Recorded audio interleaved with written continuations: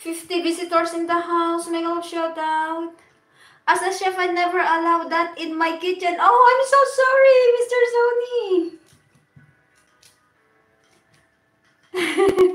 Lechon, wag ka magtago sa crop top mo. Lumabas ka.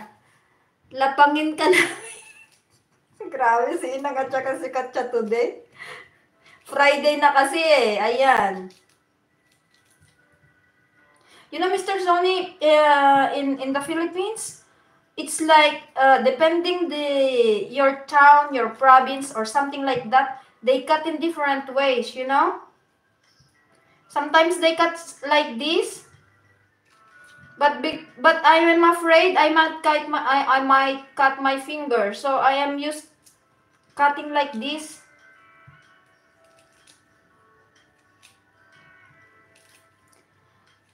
No, because if I cut with my cutting board, all the juice will go on the cutting board. All the juice of the pineapple will go to the cutting board.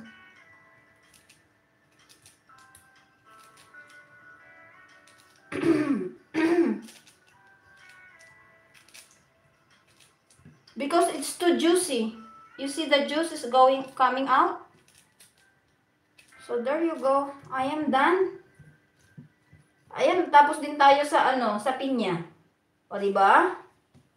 I have 2 toppers, guys. I will keep it for snacks.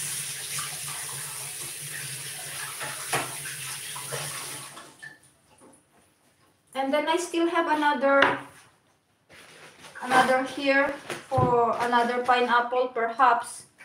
On Sunday, I will clean it again.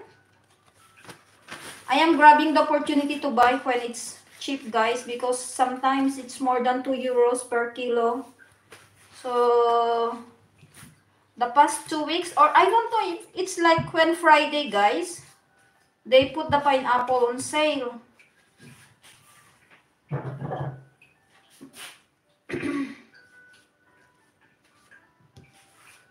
Ayan, oh. Yun yung bili kong prutas. Ayan.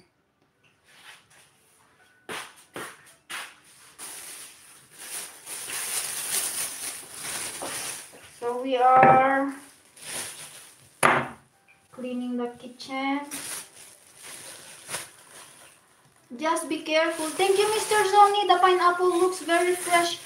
Yes, I bought 2. The other one is yellow and the other one is still green. So, I think I will clean it on Sunday, the other one. Kasi siguro ng mga bisita ng ating mo, tawa ng tawa tayo, food man ang hinihinga mo. Masaya lang kasi tayo, Inang. O, diba? I never get fresh kiwi here. Why? Anyway, this kiwi was from New Zealand. It's Sesfree brand. I used to buy fruits during weekends so that my children will eat. So the tangerines this time is quite cheap. It's 1 euro per kilo. But the kiwi, I think it's 2 euros and 99 cents. And then the pineapple, I bought they call this Royal Gala, I think. It's 1 euro and 49 cents per kilo. So there you go. We are going to eat fresh fruits this weekend.